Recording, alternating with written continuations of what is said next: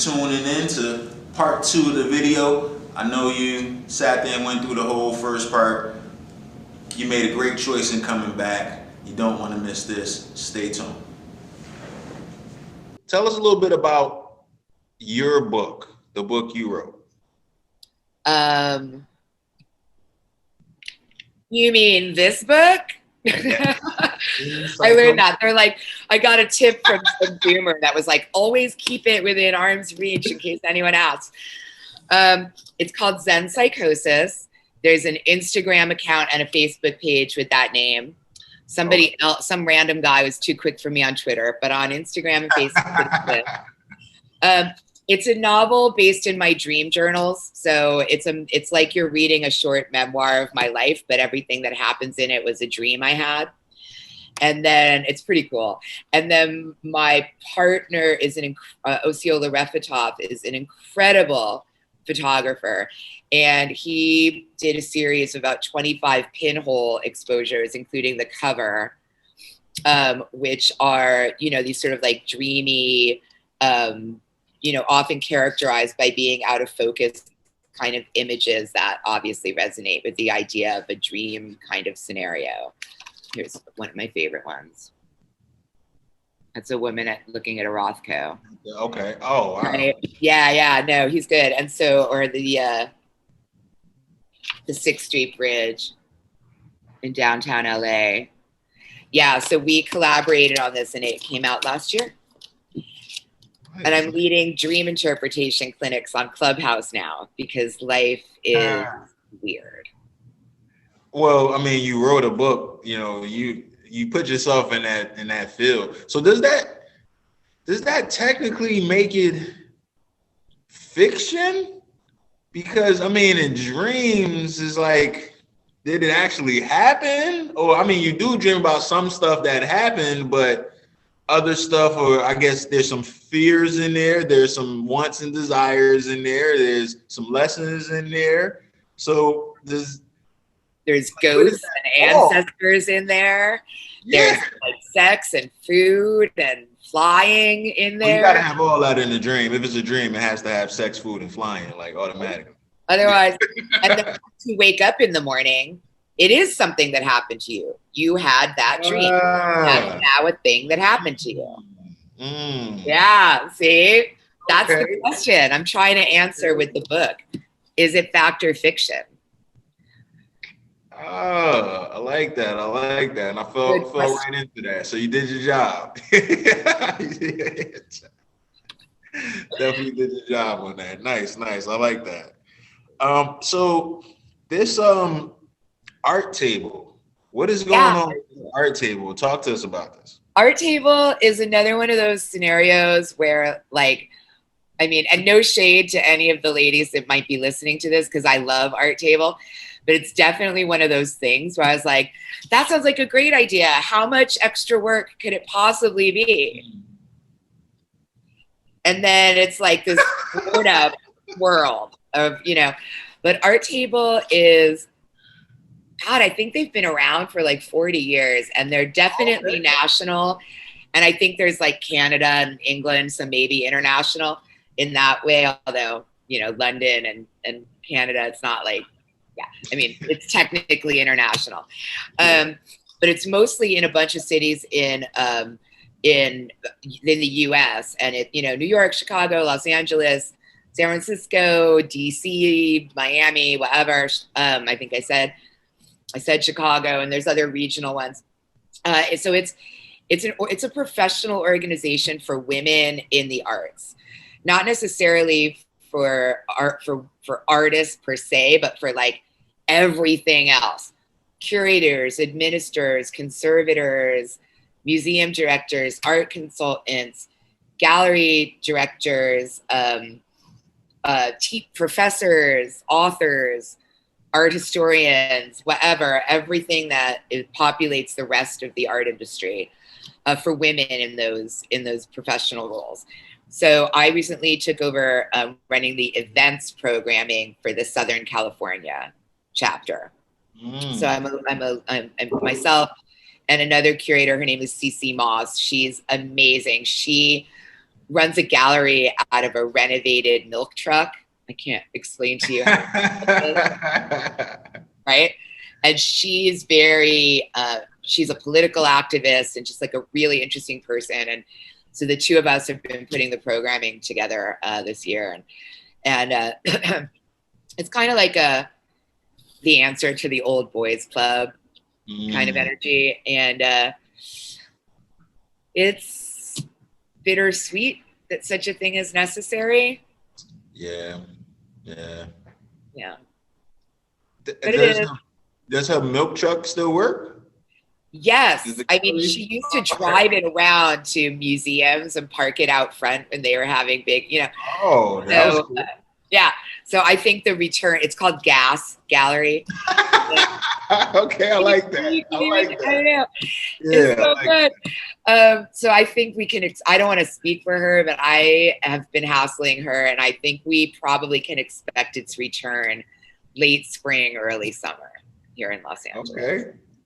Yeah, that was a cool idea. Definitely. Yeah, I mean, got to figure out how we funding all of that. I guess you got to move a lot of art and stuff like that. But yeah, that's really cool. That sounds really cool though. That's nice. I like that. Yeah, that just the California lifestyle. That's more my demeanor, you know, more my speed. You know, I happen to be born and raised in Jersey, you know. So definitely different environment I had to maneuver in. But yeah, Cali sounds like my wave. That's definitely my wave. I mean, we just met, but I think that California is an amazing place for anyone with a curious mind and a healthy sense of adventure. It really is like the wide open West out here. So yeah, come on, I'll show you around. Let me know when you're coming. So I had to ask you, like, it seems like everybody knows you on Clubhouse. So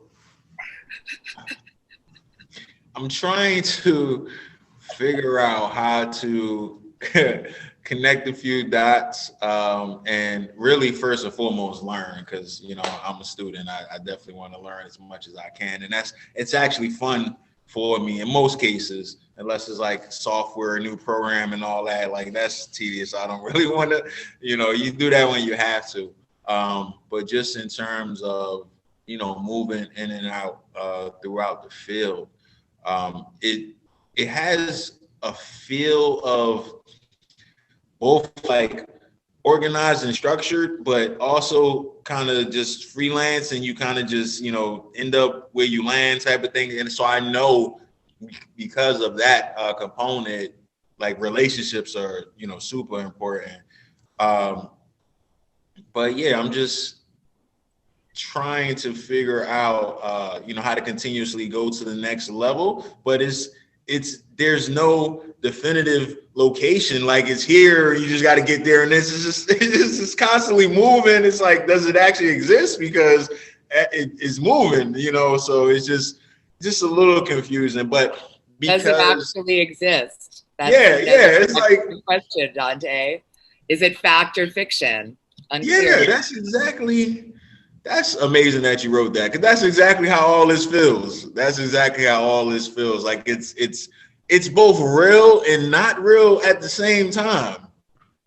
Yeah, I know, which is amazing. And because there's no visual, it's happening in your home, right? Because you're not visually in a portal to another location.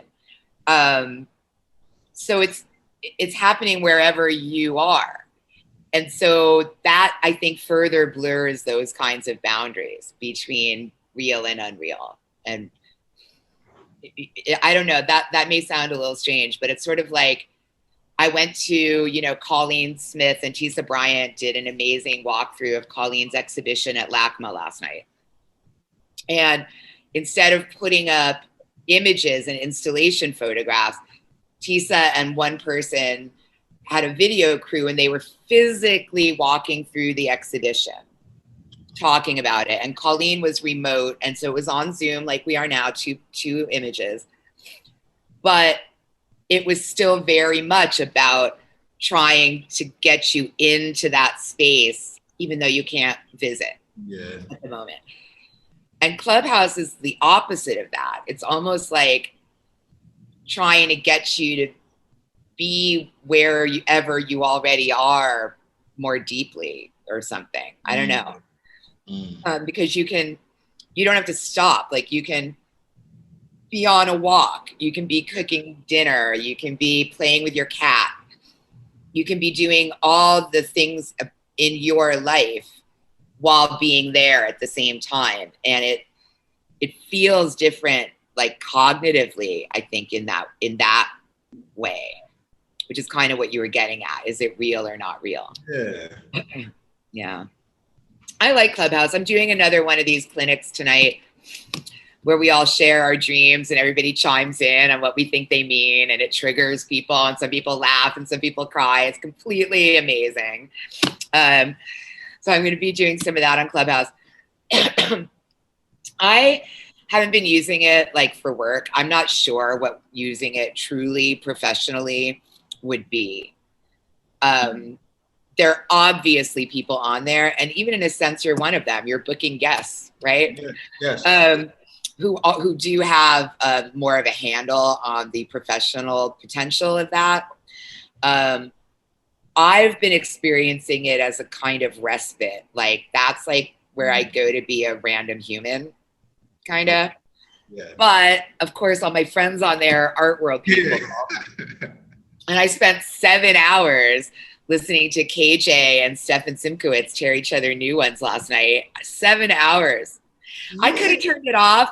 I was alone. I could have just, so that, I don't even know what that is, but it was like theatrical and a spectacular. And I was not involved. I was not even on stage. I was like, I'm just down here. Don't even see me. Like, don't worry about me. So there's this kind of weird voyeur intimacy, but then you can raise your hand. You're not, there's right.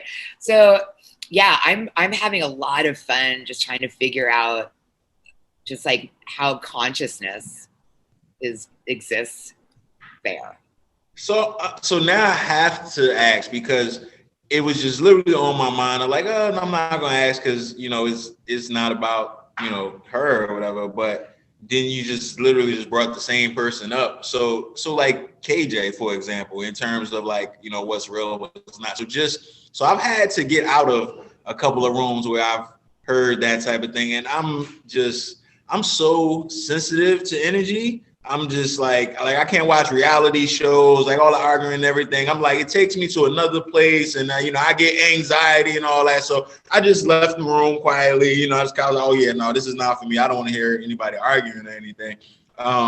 And I hear little spurts of her. So I know she got it in her, 100%. 7 hours. 100%. I know it's in her, but I don't know her anything at all. But as far as bits and pieces of the story that I've got, so to my understanding, like she has a space that's like relatively small. It's not even like a large space. She hasn't been doing it, but she's still within a handful of years, to my understanding, of her own spot. But yet, when she just pops in the room, everybody is pulling her up on stage. Everybody wants to hear her opinion, wants to hear her stories, and so now I'm looking around like who is this woman? Like she has respect, and I'm just trying to figure that out because because I'm measuring it against other galleries that I might have hold a little higher, might have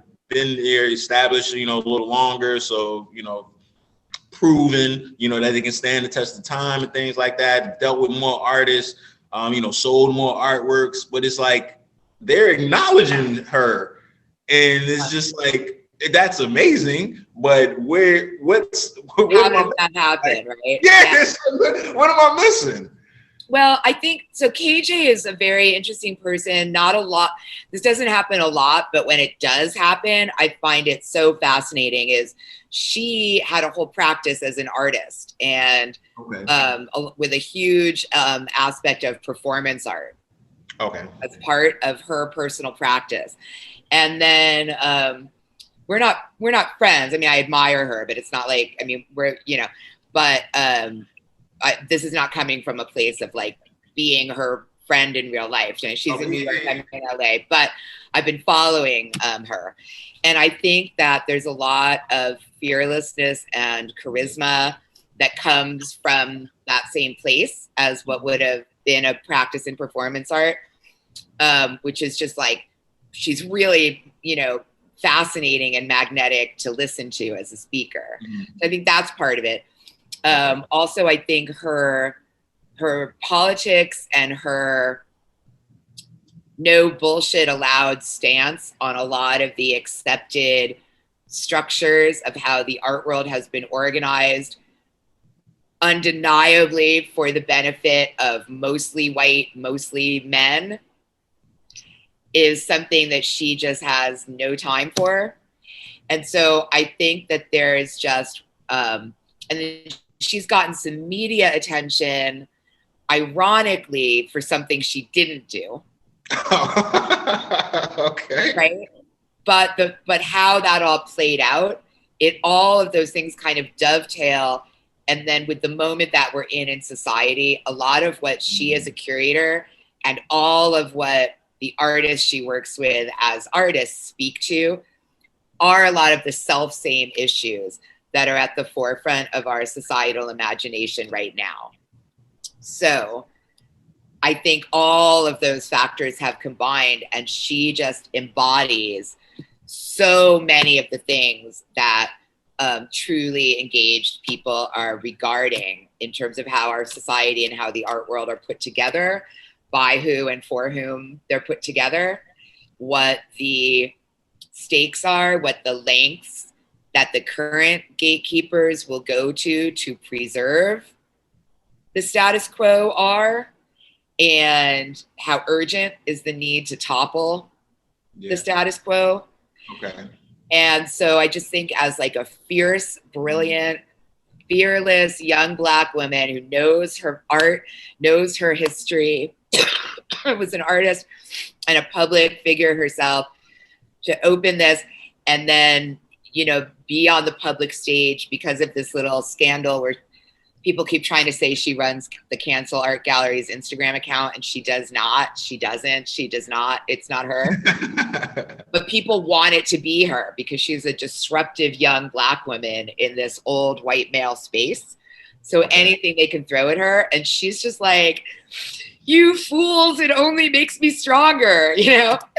And I'm so excited to just watch her just embody all of that fearless energy on behalf of Black women who, you know, you can transpose the narrative of, you know, their underappreciated political backbone in this country. You can transpose that dynamic into the art world, into the publishing world, into the sports world. I mean, right? So I think she just kind of represents everything that, or embodies, I shouldn't even say represents because it's actually who she actually is. All, you know, a lot of the threads that we're pulling on right now come together in what she's up to. And there's some people that are so mad at her, and she doesn't care. And I'm here for her. I'm on Team KJ all the way. Makes sense now.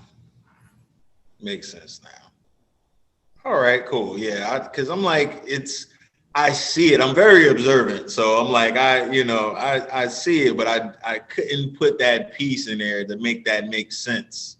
So I'm like, she's talking and people are listening. Yeah. Okay. And yeah, so that's my experience. I mean, she's one of my favorite, you know, personalities on the Clubhouse. I'm so glad she's embraced it. It's been remarkable. Yeah, we're gonna. But I don't want that for myself.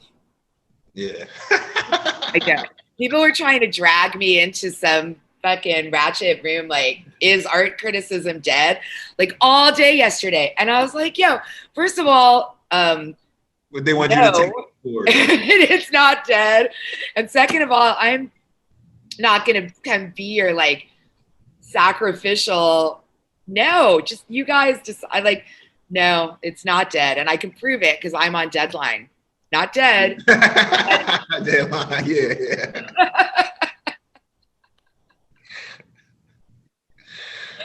Yeah.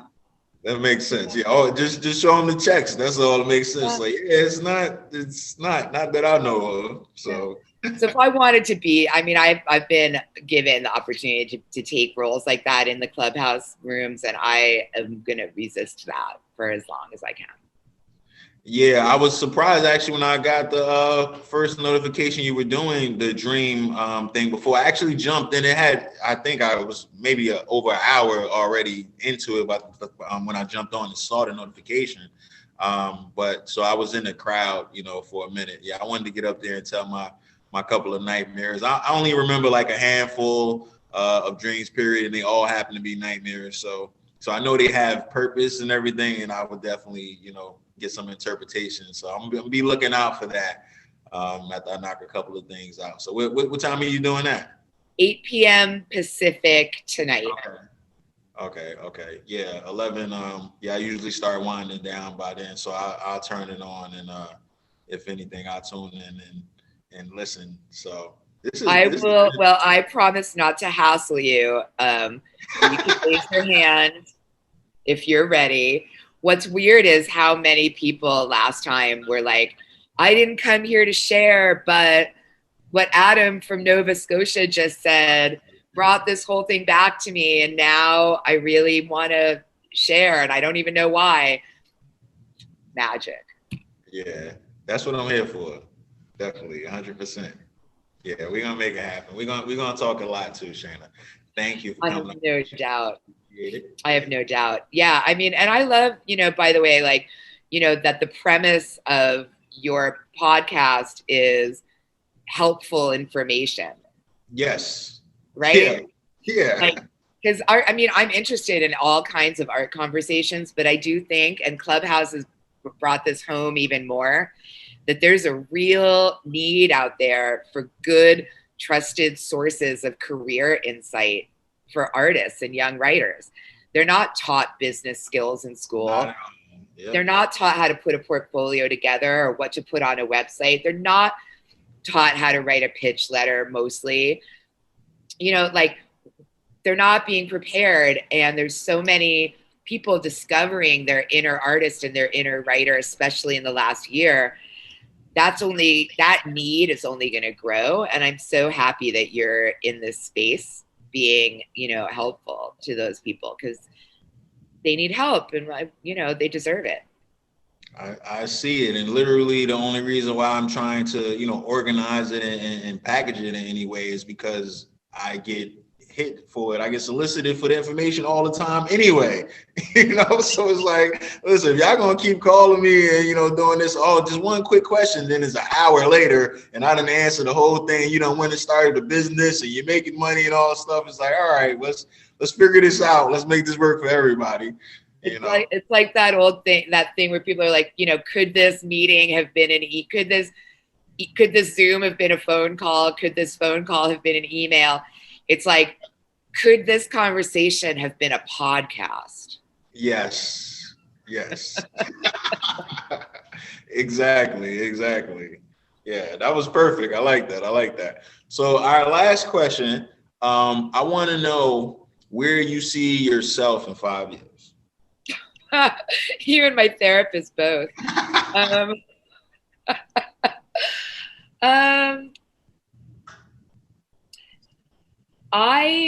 In one sense, I just want to keep doing what I'm doing, because I love it, and because within what I do, it constantly changes, right? Because, yes, you're a writer, so every story, every show is a different adventure. So it's not the same as doing the same thing every day. You are kind of doing something different every day.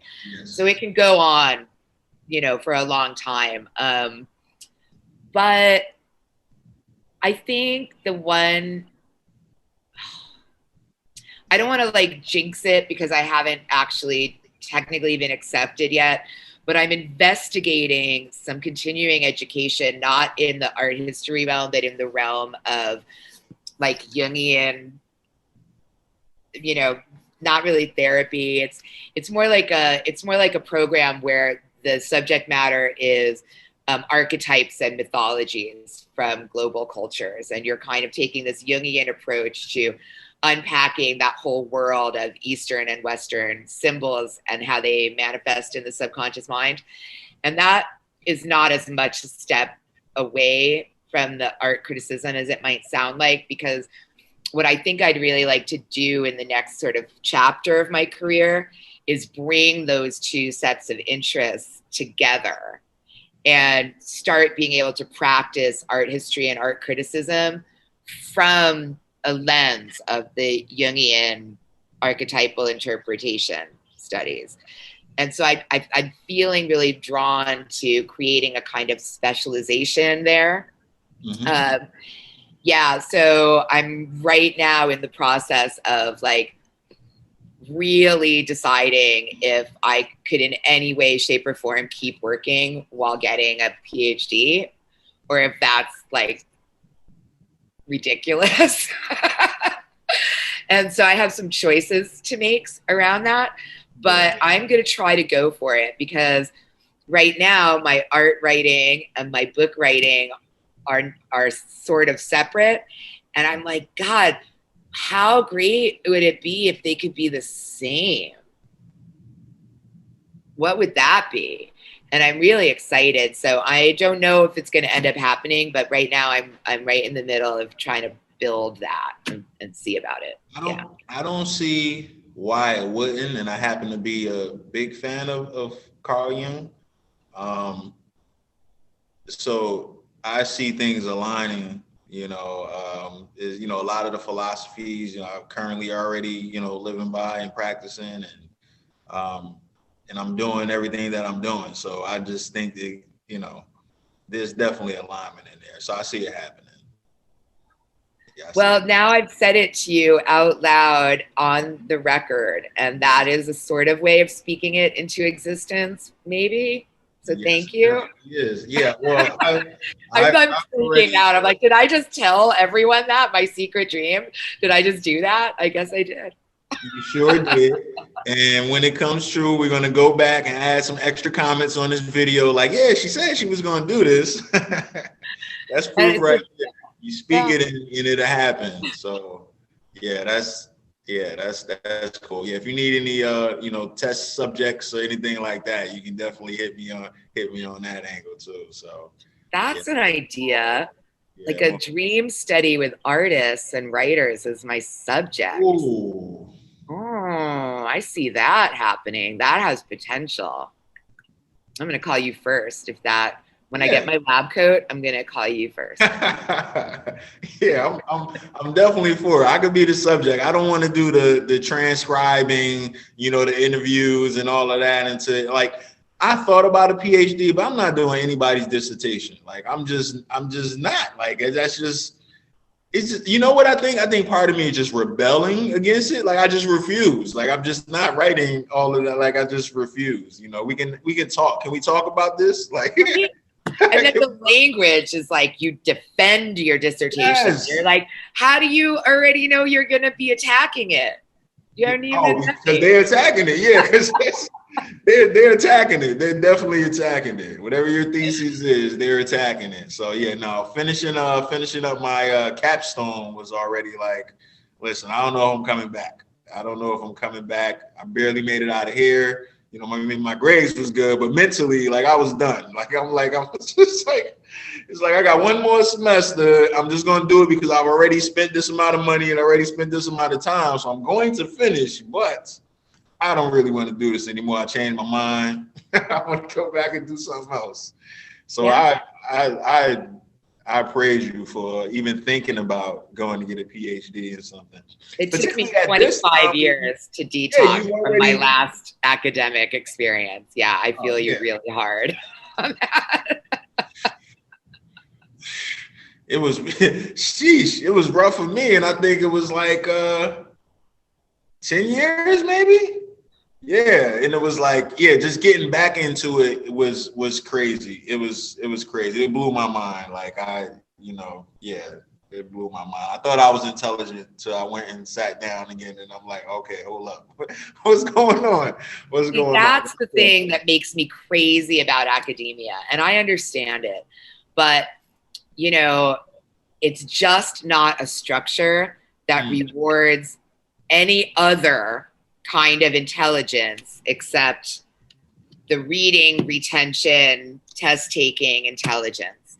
And this makes me crazy because there's nothing more obvious about humanity that I've learned from a lifetime of being around artists is how many different kinds of advanced intelligences exist in the world outside of the test taking structure.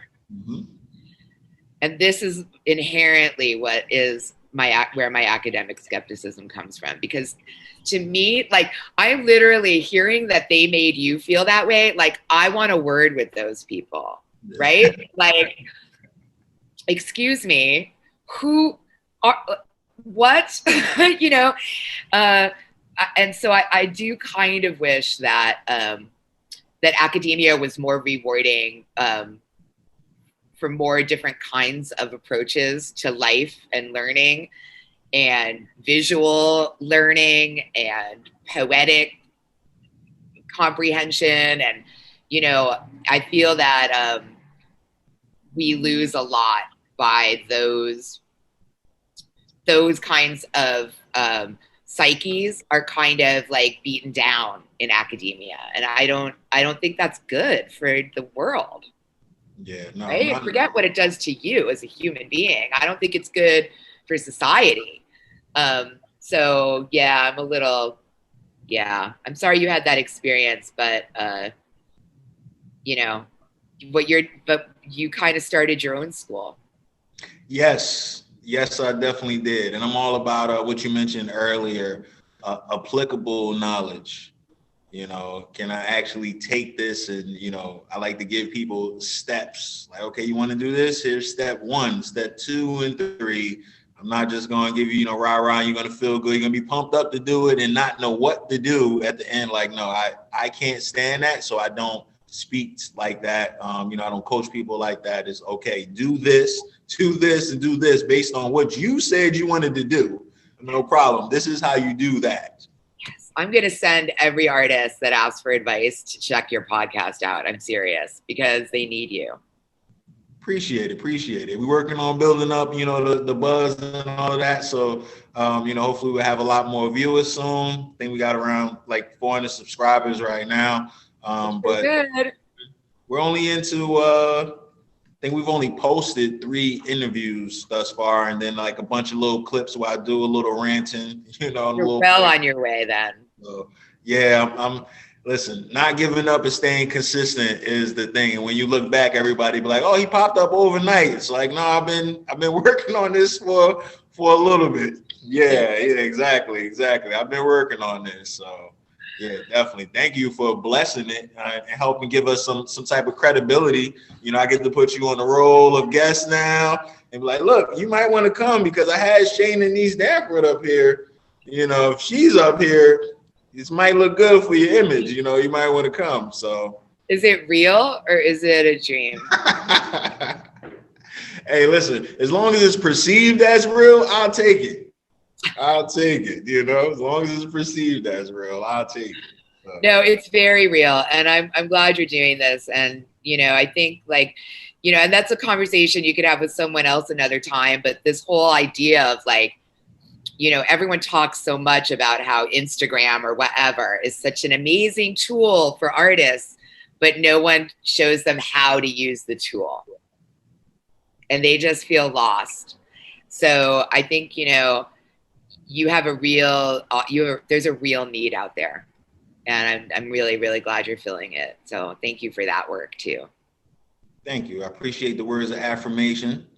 And, you know, you're going to make me take out a Yelp ad or something now that I know I'm needed. Like, yeah, I was on the fence. I'm like, oh, but everything lined up perfectly. So thank you very much, Shayna. We appreciate you for coming down.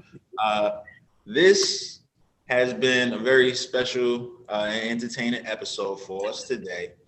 We want to thank again our guests for coming, Miss Shana Niece Danford.